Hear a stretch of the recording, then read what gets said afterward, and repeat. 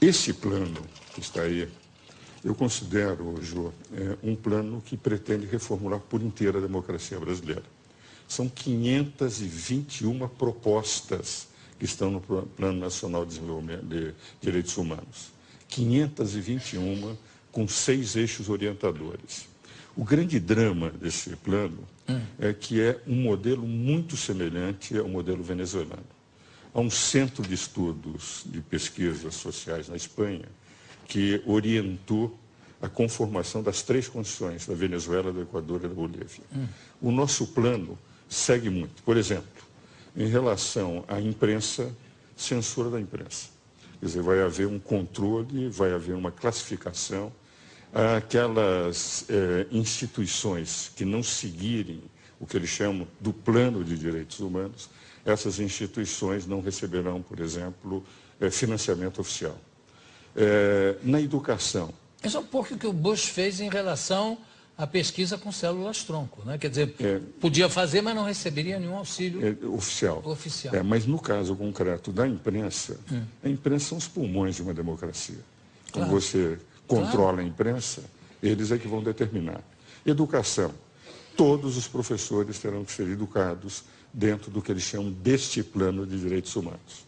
E as crianças receberão uma cartilha para seguirem rigorosamente o plano. Então, formando muito no estilo, enfim, da União Soviética, do Hitler, do Mussolini, criar a juventude já amoldada a aceitar o plano. Por exemplo, direito de propriedade. Hoje nós temos o seguinte, quer dizer, se minha propriedade é invadida, eu vou até a justiça e peço a reintegração de posse, mostra que eu tenho o título. Se o invasor invadir uma propriedade, o proprietário fica sem a propriedade. Aí a justiça não poderá dar reintegração de posse. Chamarão a sociedade civil organizada, que é formada pela comunidade deles, e essa determinará se deverá ou não ser devolvida a casa. Ou pode ser urbana, ou pode ser uma propriedade rural. Urbana também? Urbana também. As duas estão colocadas, propriedade rural e urbana. A subutilizada, se a comunidade entender que está tendo subutilização daquela propriedade, etc., só depois desta manifestação é que possivelmente o programa não diz de que forma se fará. Apenas diz que não se poderá dar reintegração de posse imediata antes de haver uma mediação dessa comunidade. Pega-se, por exemplo, o problema, que eu considero extremamente grave, das Forças Armadas e da Polícia. As Forças Armadas, hoje, elas representam, em momento de crise, aquela que determinará a maneira de se controlar, de se manter a ordem e a lei. O que ocorre? As forças policiais são forças auxiliares. Quem comanda é as Forças Armadas. Agora, as forças policiais deixam de estar subordinadas às Forças Armadas, deixam de ser forças auxiliares das Forças Armadas. Cria-se um sistema único de forças policiais, nacional. Então, os governos terão as suas forças policiais controladas por um sistema nacional único. Então, teremos as Forças Armadas se o Brasil entrar em guerra, o Brasil não tem essa vocação, e teremos um controle total das polícias desvinculadas das Forças Armadas, podendo ser as forças policiais apenas forças reservas em caso de guerra. Então, está havendo uma total mudança do sistema, digamos, do regime constitucional. Por exemplo, nós vivemos em representação. Cada deputado paulista, para ser deputado federal, ele precisa de pelo menos 100 mil votos. Que representa? Ele pode ser um mau deputado, mas é o povo que vota. Eles vão substituir um pouco a chamada democracia representativa por uma democracia delegada que é comum na Venezuela, Bolívia, Equador. Vale dizer, o povo vai ser chamado sempre para discutir não, votar em plebiscitos e referendos, criando-se quase um sistema semelhante ao sistema da Constituição venezuelana, pela qual haverá o poder executivo, o povo, como os dois poderes, e o poder legislativo, o judiciário e o Ministério Público serão poderes acólitos. Então, é indiscutivelmente um plano que representa o pensamento daqueles que fizeram. Mas é possível o governo se sobrepor ao que está na Constituição? Eles terão que mudar a Constituição. Isso é apenas um programa, é um decreto programático. Eles vão ter que mandar projetos de lei ordinária, projetos de emendas constitucionais para mudar todo esse sistema, Poder Judiciário, Poder Legislativo. Terá que ter uma comissão de direitos humanos a orientar as leis que eles terão que fazer. Eu lhe interrompi com a pergunta que você ia falando. Não, o que eu iria dizer é o seguinte, eu tenho um profundo respeito por aqueles que fizeram esse plano. Alguns deles são meus amigos, debates há muitos anos, entende? Mas eles têm uma convicção de que, por exemplo, Cuba é um país que representa uma democracia, que a Venezuela tem uma democracia representativa, que representa o povo, não precisa.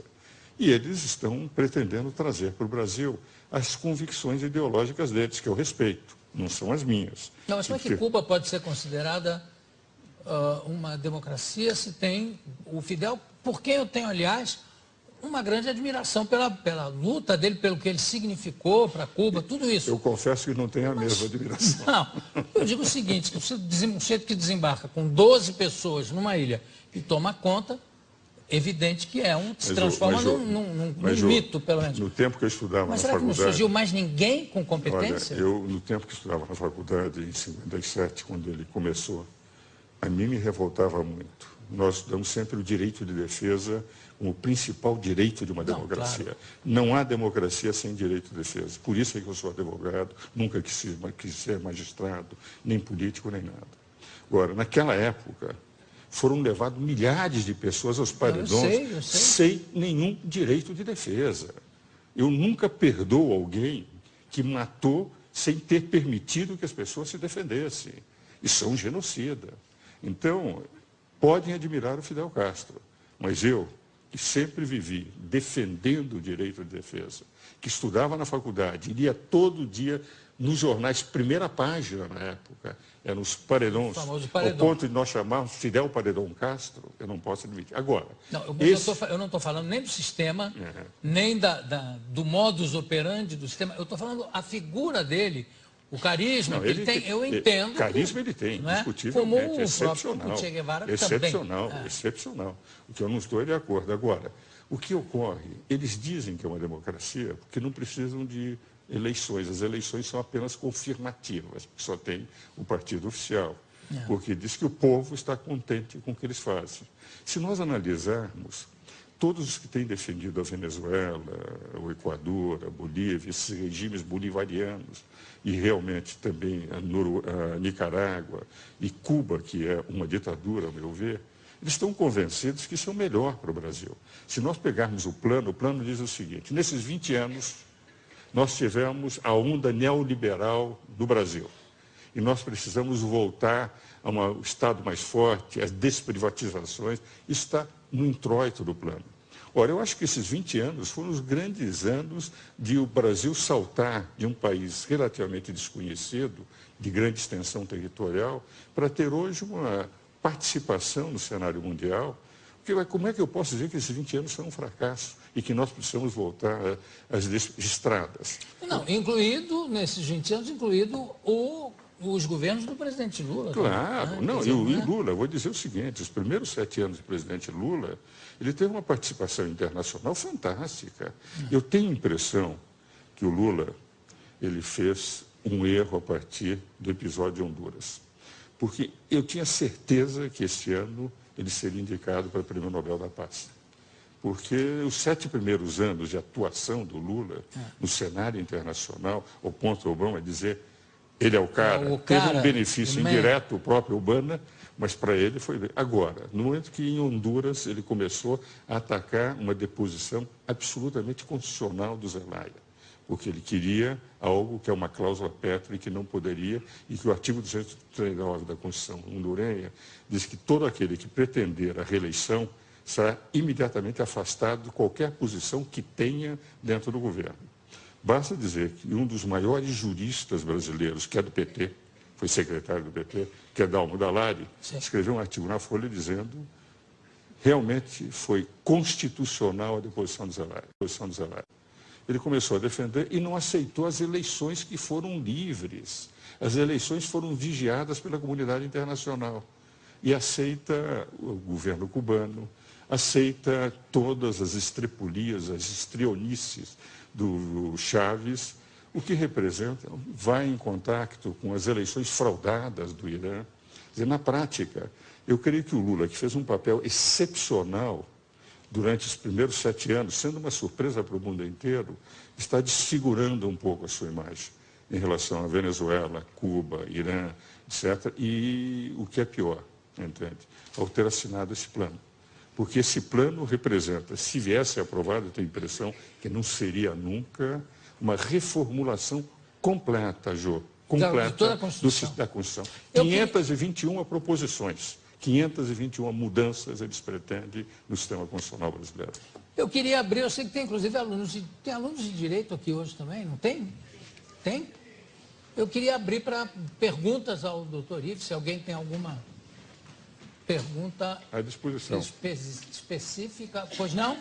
Bom, com relação ao projeto, mais especificamente na parte da censura, queria perguntar para o senhor o que o senhor acha pior?